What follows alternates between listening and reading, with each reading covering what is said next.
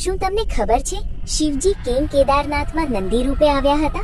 એની સાથે એક એવી રસપ્રદ વાર્તા જોડાયેલી છે જે તમે નહીં જાણતા હો.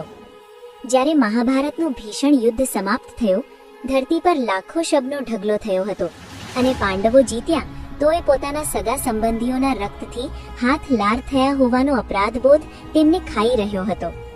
એ બ્રહ્મ હત્યાના પાપથી મુક્ત થવા એક જ ઉપાય હતો: શિવજીના દર્શન અને ક્ષમા. પણ શિવજી તો પાંડવોને મળવા તૈયાર જ નહોતા. કાશીથી ગુપ્ત કાશી, ગુપ્ત કાશીથી હિમાલયની ઊંચી ખીણો સુધી પાંડવો દોડતા રહ્યા, પણ જ્યાં પહોંચે ત્યાં શિવજી ગાયબ. આખરે ગોરીકુંડ પાસે એક ઘાસના મેદાનમાં ભીમે એક નંદીને જોયો જે શાંત ઊભો હતો. ભીમે તરત ઓળખી લીધા, આ તો સ્વયં શિવજી છે. ભીમે ઝડપથી નંદીની પૂંછડી પકડી, પણ શિવજી પૃથ્વીમાં ઉતરવા લાગ્યા. ભીમે જોરથી ખેંચ્યું, ત્યાં બળદનું ખૂંદ રહી ગયું અને તે જ છે કેદારનાથ જ્યોતિર્લિંગ. શિવજીના બાકીના અંગો અલગ અલગ સ્થળોએ પ્રગટ થયા. હાથ તુંગનાથમાં, મુખ રુદ્રનાથમાં, નાભી મધ્યમ મહેશ્વરમાં અને જટા કલ્પેશ્વરમાં. આ રીતે પંચ કેદારનો જન્મ થયો. શું તમને શિવજીની કેદારનાથ સાથે જોડાયેલી આ વાર્તા વિશે ખબર હતી?